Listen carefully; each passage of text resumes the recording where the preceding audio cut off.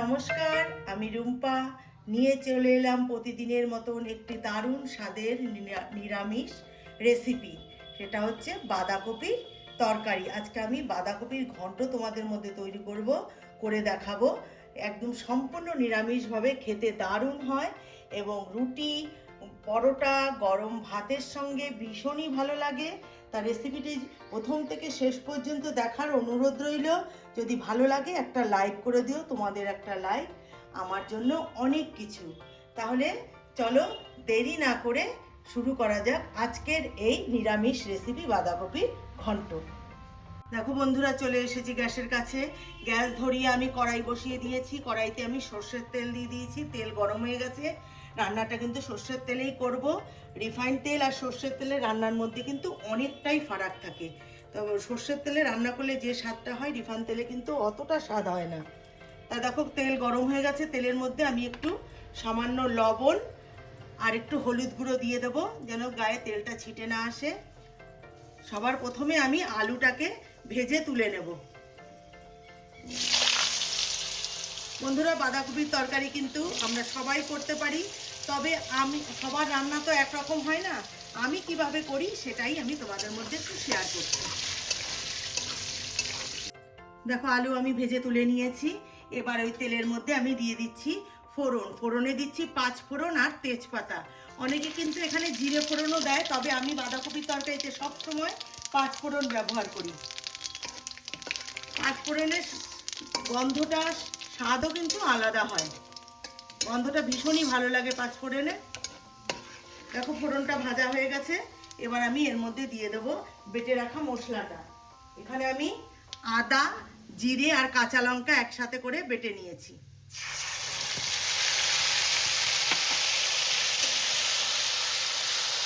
এবার আমি এর মধ্যে দিয়ে দেবো লবণ, হলুদ গুঁড়ো দেবো প্রথমে, পরিমাণ মতো দিয়ে দিলাম হলুদ গুঁড়ো। এবার দেবো লবণ।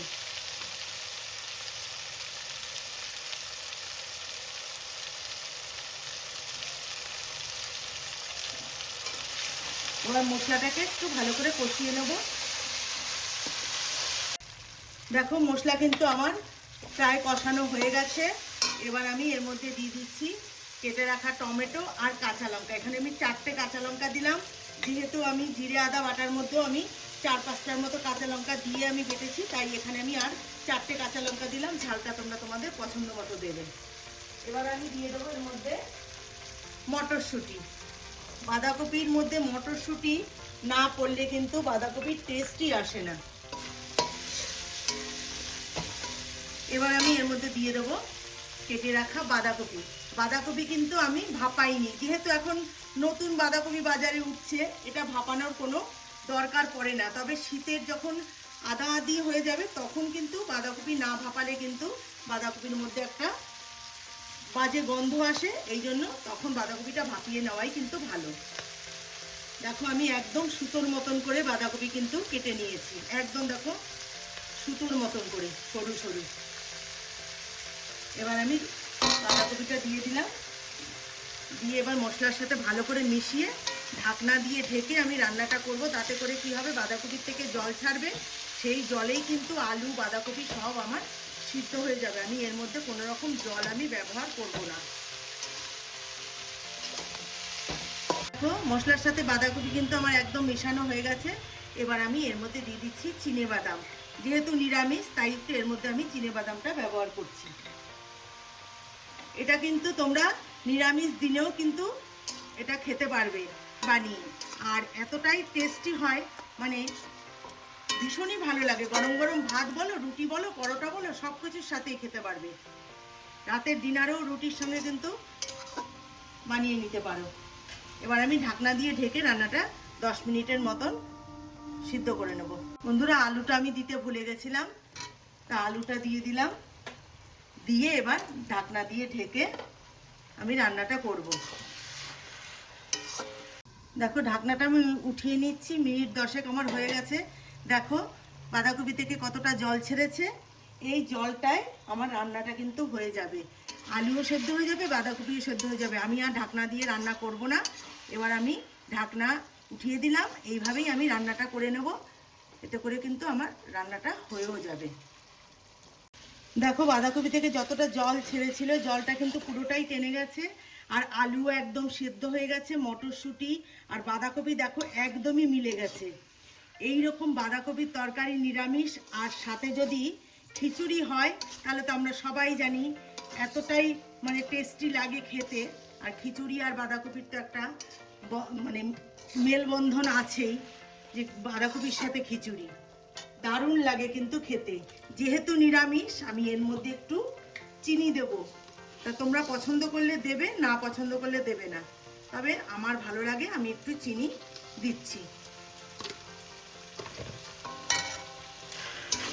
এবার চিনিটা আমি ভালো করে মিশিয়ে নিয়ে এর মধ্যে আমি দিয়ে দেব একটু ঘি দেব। আমি এখানে কোনো গরম মশলা দেব না, তোমরা চাইলে কিন্তু নিরামিষ রেসিপি যেহেতু গরম মশলা কিন্তু দিতে পারো, তা আমি এখানে গরম মশলাটা দেবো না, আমি শুধু একটু ঘি ছড়িয়ে দেব। এইভাবে শুধু গরম মশলা না দিয়ে ঘি ছড়িয়ে খেয়ে দেখতে পারো, ভীষণ কিন্তু ভালো লাগে।